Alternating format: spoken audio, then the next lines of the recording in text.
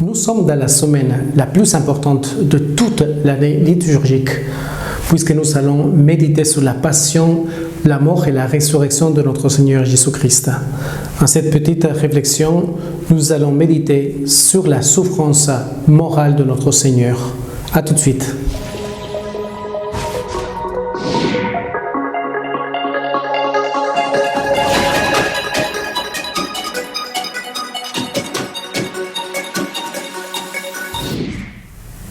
Nous sommes aux portes de méditer à la passion douloureuse de notre Seigneur, c'est ce qui va nous permettre le Triduum pascal, le jeudi saint, vendredi saint, et puis la gloire de la résurrection de notre Seigneur.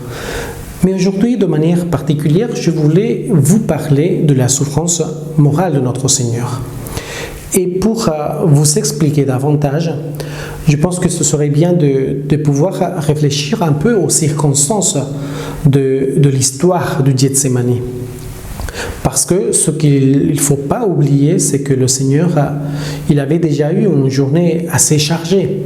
Il était venu de la Béthanie jusqu'à Jérusalem, et après la fatigue corporelle du voyage, il va passer 16 heures avec ses disciples pour leur donner les dernières consignes, ce qu'on appelle aussi son testament spirituel. Mais aussi, il va instituer ces deux sacrements, le sacrement de l'Eucharistie au dernier repas et le sacrement du sacerdoce. Il va laver les pieds des apôtres. Et c'est en fait dans ce contexte-là que le Seigneur va promettre la vie éternelle en disant à ses disciples, ne soyez pas bouleversés. Vous croyez en Dieu, eh bien croyez aussi en moi. Dans la maison de mon Père, il y a beaucoup de demeures. Moi, j'irai vous préparer une place, et là où je suis, vous y serez aussi. Et là où je m'en vais, vous savez le chemin. Et c'est à ce moment-là où il dira aussi que c'est lui, le chemin, la vérité et la vie. Et que personne ne va vers le Père sans passer par lui. Donc vous voyez, c'est une soirée qui est chargée en enseignement et chargée en même temps en émotion. Et du coup, avec cette fatigue aussi corporelle qu'il va avoir le Seigneur, il décida, après avoir chanté les psaumes, de partir au mont des Oliviers pour prier en silence. Mais si vous remarquez, jusque-là, nous voyons chez Jésus cette force corporelle, mais aussi cette force, ce courage qu'il y a le Seigneur. Et jusqu'à présent, il ne montre pas sa tristesse.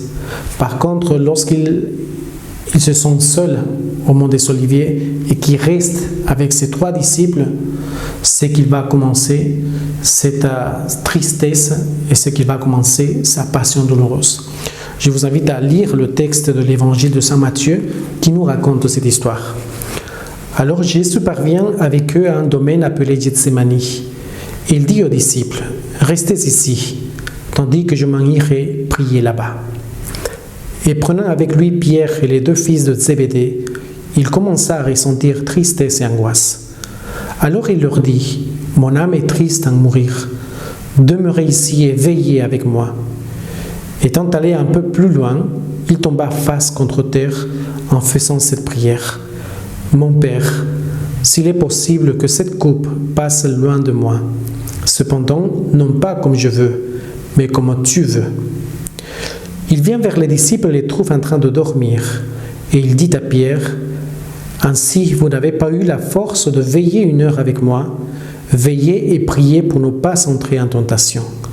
L'esprit est ardent, mais la chair est faible. » À nouveau, pour la 12e fois, il s'en alla prier.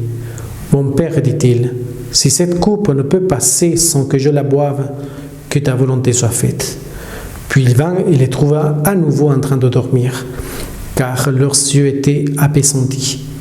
Il les laissa et s'en alla de nouveau, prier une 3e fois, répétant les mêmes paroles. Alors il vient vers les disciples et leur dit, « Désormais vous pouvez dormir et vous reposer. Voici toute proche l'heure où le Fils de l'homme va être livré aux mains des pécheurs. Levez-vous, allons. Voici tout proche celui qui me livre. » Vous remarquez la profonde tristesse du Seigneur dans le texte évangélique. Mais en fait, ce qui est intéressant, c'est de comprendre quelle est la cause de cette tristesse, en fait, ce qui ressent le Seigneur. Alors, je pense que c'est important pour réfléchir et pour essayer de comprendre, en effet, le cœur de notre Seigneur, c'est savoir que le Seigneur, il voit de manière claire et profonde l'essence de Dieu, puisque lui-même, il est Dieu. Il voit en fait et tout l'amour que le Seigneur, que le bon Dieu ressent pour nous, ses créatures. Et ce qui fait le Seigneur, c'est en fait, et ce qu'il a fait toute sa vie, c'est de le servir de manière pleine, de l'aimer avec toute sa force et toute sa volonté. Et c'est pour cela que lui-même, le Seigneur, il comprend aussi ce qui est vraiment le péché, ce qui est le mal. Et c'est ça en fait ce qui lui cause une souffrance extrême. Alors si on peut encore méditer sur les autres causes de la passion ou de la souffrance morale de notre Seigneur, c'est en fait tout d'abord savoir que le Seigneur, il a vu dans un instant, on peut dire comme ça, toute sa souffrance physique, c'est-à-dire qu'il a vu au mont des Oliviers, dans sa prière avec son Père, il a vu sa passion douloureuse, la flagellation, le couronnement d'épines, la crucifixion, enfin, toute la passion, il a vu dans un seul instant. Et il savait bien comment il allait mourir. Et du coup, sa nature humaine, elle ressentait en fait la souffrance. C'est pour cela qu'il dit « Éloigne de moi ce calice, mais pas ma volonté, sinon la tienne. » Donc on peut dire que c'est cette souffrance la cause de cette tristesse du Seigneur. Mais en même temps, les péchés des hommes. Parce qu'il faut dire que ce qui cause la profonde tristesse de notre Seigneur, c'est qu'il a ressenti, d'une certaine manière, nous pouvons dire, dans son corps, dans son être, tous les péchés de l'humanité qui étaient sur ses épaules. Il a vu la gravité, il a vu tout en fait, étant Dieu et étant homme à la fois, il a pesé en fait la gravité de chaque péché. Et cela aussi a été une cause d'une profonde douleur et souffrance. Une autre chose qui nous invite aussi que nous pouvons méditer, c'est que le Seigneur a souffert à cause de l'ingratitude des hommes.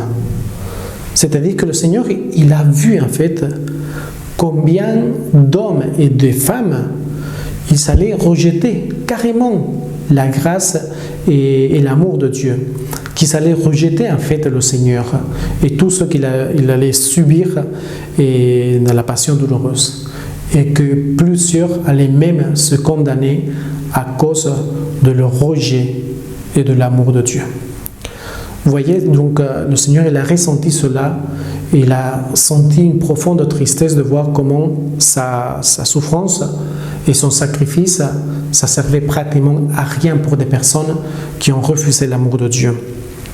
Une autre chose, c'est en fait qu'il a fait beaucoup souffrir, c'est l'abandon des hommes. L'abandon de ses disciples d'abord, la trahison de Judas, de Pierre, de ses apôtres qui vont le laisser tout seul pendant sa passion douloureuse. Mais il a vu aussi l'infidélité de ces hommes qui sont proches de lui, comme sont les prêtres, comme c'est les péchés de son Église. Et du coup, tout cela aussi, le Seigneur l'a contemplé et lui a causé une profonde tristesse. En même temps, une autre cause de sa souffrance, c'est en fait l'abandon de Dieu. Lui, il va ressentir vraiment l'abandon de Dieu. Lorsqu'il est sur la croix, cloué sur la croix, Jésus-Christ va s'adresser à son Père en disant « Père, pourquoi m'as-tu abandonné ?» Dans ces paroles, nous ressentons en fait cette solitude de notre Seigneur. Il ne ressent pas la présence de son Père. Il ressent l'abandon total de Dieu. Et cela aussi, c'est la cause de cette souffrance morale de notre Seigneur.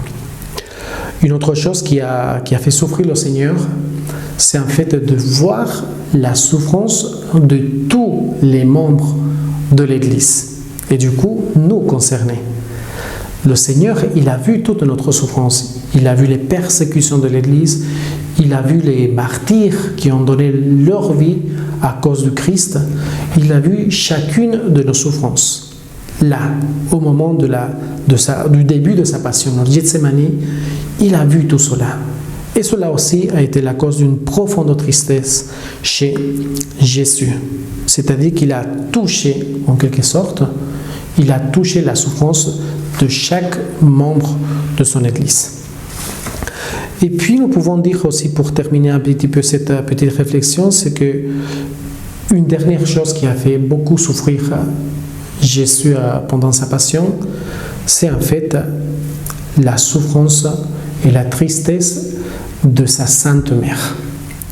Puisque le Seigneur, il va voir en fait le cœur déchiré de notre Mère, la très Sainte Vierge Marie. C'est que lui qui comprend en fait qui est véritablement la Vierge Marie, quel est l'amour que la très Sainte Vierge Marie ressent pour lui et pour Dieu. Et du coup, la voir souffrir de cette manière-là, ce sera aussi pour lui une profonde tristesse qui va déchirer son cœur. Donc vous voyez, et souvent dans la méditation de la Passion, c'est vrai qu'on peut être un peu plus attiré par la souffrance physique. Parfois,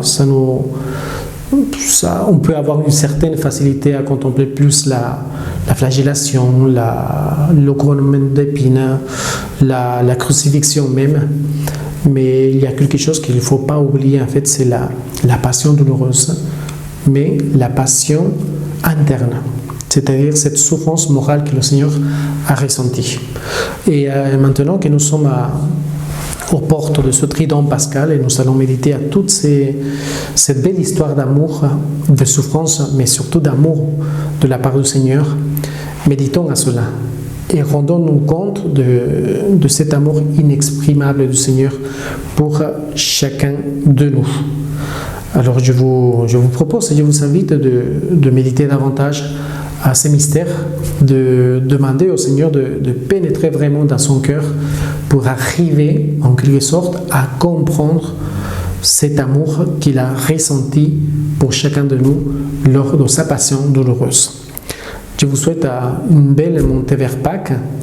Profitez bien de ces jours saints qui nous propose l'Église pour nous réconcilier avec Dieu, pour nous approcher encore davantage du Seigneur, et puis bien sûr pour pénétrer sous l'amour inexprimable de Jésus.